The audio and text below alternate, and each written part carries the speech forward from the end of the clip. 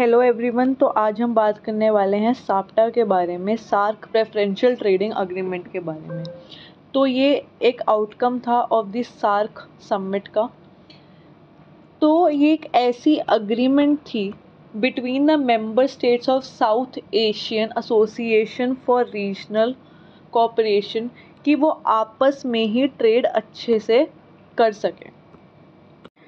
अब इसका objective basically यही था कि इंक्रीज़ करे ट्रेड बिटवीन अमंग देमसेल्व्स, जो भी सार्क की कंट्रीज़ हैं, जैसे कि बांग्लादेश हो गया, भूटान हो गया, इंडिया हो गया, मालदीव्स हो गया, नेपाल, पाकिस्तान और श्रीलंका, और आपस में एक इकोनॉमिक कोऑपरेशन बनाए रखें कि जो भी ट्रेड हो रहा है या जो भी आगे ट्रेड होगा वो हम जो बिटवीन कंट्रीज, जैसे एग्जांपल लेते हैं बांग्लादेश और भूटान के बीच में कुछ ट्रेड हो रहा है, तो एक इकोनॉमिक कोऑपरेशन बनाए रखे। ये नहीं कि कल को उसने कुछ गलती कर दी या कल को भूटान ने कोई गलती कर दी, ऐसा नहीं होना चाहिए। अब हम साप्टा की अग्रीमेंट को एग्जांपल के थ्रू समझेंगे। अब सपोज करो इंडिया को श्रीलंका को मैंगोज एक्सपोर्ट करने हैं, तो अगर बिफोर हमारा साप्टा नहीं होता तो कुछ कंसेशन कस्टम ड्यूटी श्रीलंका लगाता कि कोई जो भी टैक्स ऑन मैंगो में लगाता, this could lead to increase trade between the two countries, हो सकता था।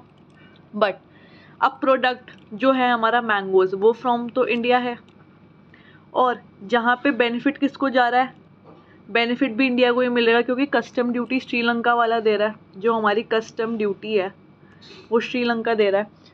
तो साप्टा जो है वो concessions on variety of products पे देता है अमंग दी मेंबर कंट्रीज़। सिर्फ जो मेंबर कंट्रीज़ हैं उनके ही आपस में हो सकता है, उसके अलावा नहीं। इसका बेसिकली एम यही है कि रीजनल ट्रेड को ईजियर हो जाए और मोर बेनिफिशियल हो जाए। नेक्स्ट हम बात करने वाले हैं साफ्टा के बारे में।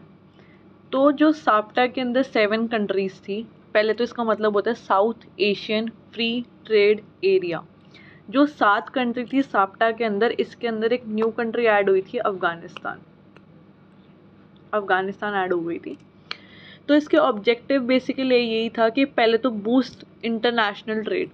साफ्टा एम करता था कि सिग्निफिकेंटली इंक्रीज़, जो हमने साफ्टा में पढ़ा वही है, बस इसके अंदर एक डिफरेंस तो यही है कि पहले तो अफ़गानिस्तान ऐड हो गई थी। इन्हें भी यही, इसका भी मानना यही था इस अग्रीमेंट का कि जो बिटवीन मेंबर कंट्रीज़ हैं उनके बीच में ट्रेड जो है वो स्मूथली हो, रिड्यूस होना चाहिए, एलिमिनेटिंग कोई भी ट्रेड बैरियर्स हो, कस्टम ड्यूटीज़, टैक्सेस हो, वो कम से कम लगने चाहिए। जैसे इसका पहला है promoting and enhancing mutual trade and economic, कि आपस में अच्छे से इकोनॉमिक वगैरह हो।